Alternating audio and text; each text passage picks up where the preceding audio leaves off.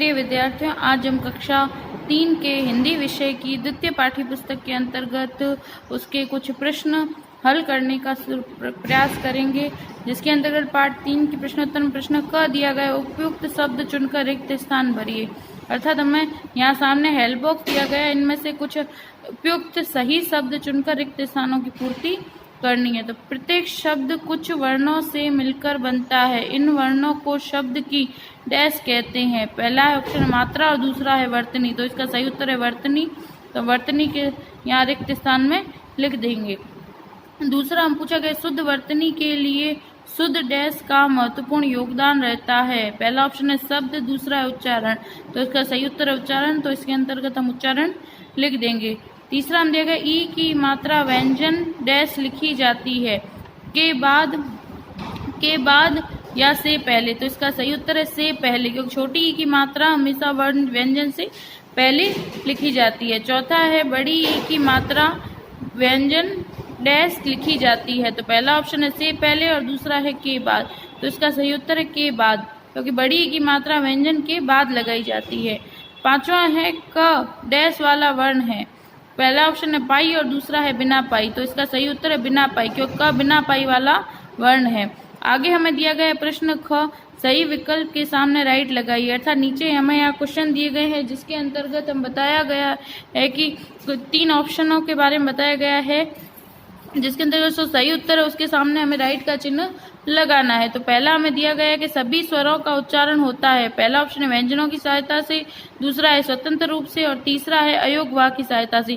तो इसका सही उत्तर है स्वतंत्र रूप से, क्योंकि सभी स्वर अपने स्वतंत्र रूप में उच्चारित होते हैं।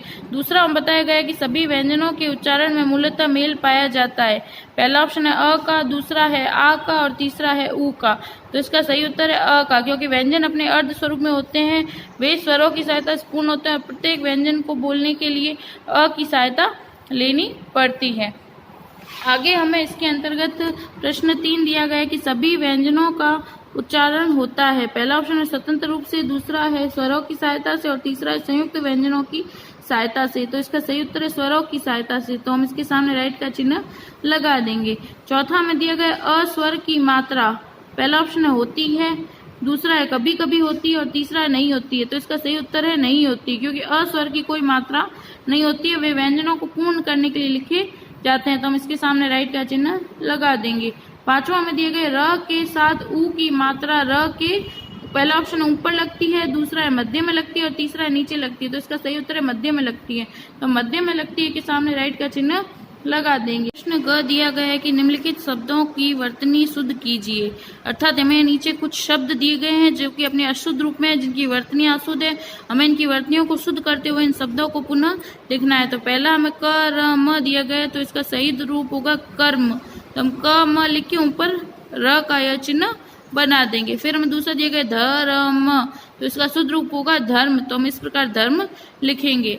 तीसरा हमें दिया गया वर्ग, तो इसका सही रूप होगा वर्ग। तो हम वर्ग को इस प्रकार लिखेंगे। फिर हमें दिया गया उच्चारण। उच्चारण का यह अशुद्ध रूप है, क्योंकि च के आगे एक और आधा च आएगा, जो कि व्यंजन का रूप होगा, अर्ध रूप होगा। तो अ उ और आधा च, फिर पूरा च, फिर आ की मात्रा, फिर र और न। इस प्रकार हम उच्चारण लिखेंगे। फिर हमें दिया गया प्रथम, तो इसका सही रूप होगा प्रथम।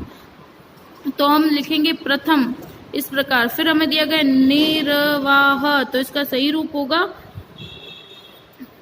ने, फिर वाह, फिर ऊपर र की इस प्रकार की आकृति, फिर ह।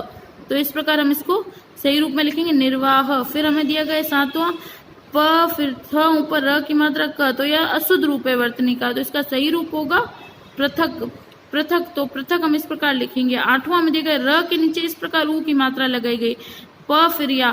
फिर हमें ज्ञात है कि र में ऊ की मात्रा हमेशा उसके मध्य में लगती है। तो हम इस प्रकार रूपया लिखेंगे। आगे हमें प्रश्न घ दिया गया कि निम्नलिखित वर्णों को आधा लिखिए तथा उनके मेल से शब्द बनाइए।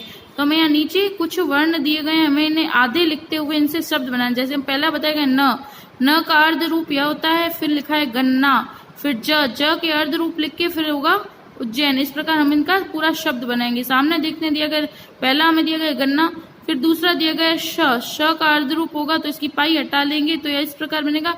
तो इसका बनेगा अश्व। फिर हम देखते हैं तीसरा में दिया गया ज, ज का अर्ध रूप इस प्रकार होगा, इसकी भी पाई हट जाएगी पीछे वाली तो बनेगा उज्जैन। फिर त में भी इसके पीछे वाली पाई हटा देंगे, डंडा, अर्थात मैंने आपको बताया था पाई का अर्थ है पीछे वाला डंडा हटा देंगे तो ये बनेगा त्याग शब्द बनाएंगे इसे। फिर है घ, तो हम घ में क्या करेंगे, घ में भी इसके पीछे वाली पाई हटा देंगे तो ये घ का रूप इस प्रकार हो जाएगा तो लिखेंगे विघ्न। फिर हम दिया गया ल, तो ल को भी अर्ध रूप में इस प्रकार लिखेंगे कि इसकी पाई हटा देंगे पीछे वाली तो लिखेंगे बल्ब। फिर हमें दिया गया क का अर्ध रूप मैंने आपको बताया था कि ये सूंड अपन को हटा देनी है पीछे वाली तो ये इस रूप में आ जाएगा तो इसका हम लिखेंगे मक्खी। फिर है ण में पीछे वाली पाई हटा देंगे तो न इस रूप में आ जाएगा तो लिखेंगे पुण्य।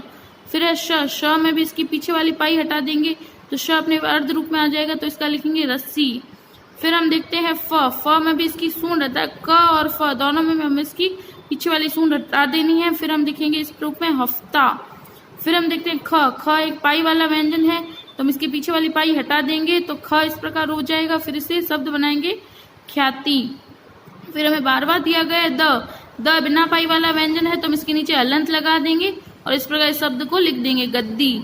फिर हम ह देखते हैं, ह में भी नीचे हलंत लगा देंगे तो इस प्रकार हम लिखेंगे चिन्ह, क्योंकि चिन्ह अपन बोलते तो उसको चिन्ह है पर ह इसमें हमेशा अर्ध रूप में होता है। फिर हम देखते हैं ग में यह पाई हटा देंगे पीछे वाली तो ये आधा ग रह जाएगा तो ग से बनेगा ग्वाला।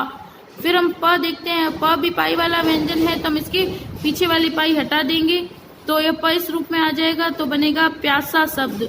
फिर हम बनाएंगे 16वें में देखते हैं भ हम देखते हैं अपने पाई वाला व्यंजन है तो हम पाई पीछे वाली हटा देंगे तो यह अर्ध रूप में आ जाएगा तो इसे शब्द बनाएंगे अभ्यास। फिर हम देखते हैं 17वां में दिया गया ब, तो ब भी पाई वाला व्यंजन है, हम इसके पीछे वाला डंडा हटा देंगे तो ब अपना इस रूप में आ जाएगा तो इसे शब्द बनाएंगे गुब्बारा। फिर है श क्षत्रिय वाला, तो क्षत्रिय वाले में हम पीछे वाली पाई हटा देंगे तो इसके अर्ध रूप में आ जाएगा तो इसका शब्द बनाएंगे लक्ष्य।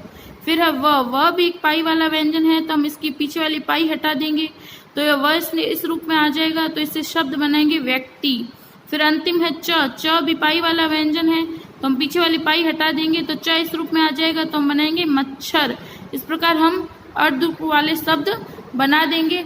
यह संपूर्ण कार्य आपको अपनी पुस्तक में भरना है। इसके अतिरिक्त आपको या आगे जो पार्ट के अंतर्गत आपको ये टेबल दी गई है, पार्ट 3 के अंतर्गत आपको ये टेबल जो दी गई है आपने आपको अपनी मुख्य पुस्तिका यानी फेयर नोटबुक के अंतर्गत बनानी है। बाकी वाला यह आपका सारा काम आपको अपनी बुक के अंदर ही करना है।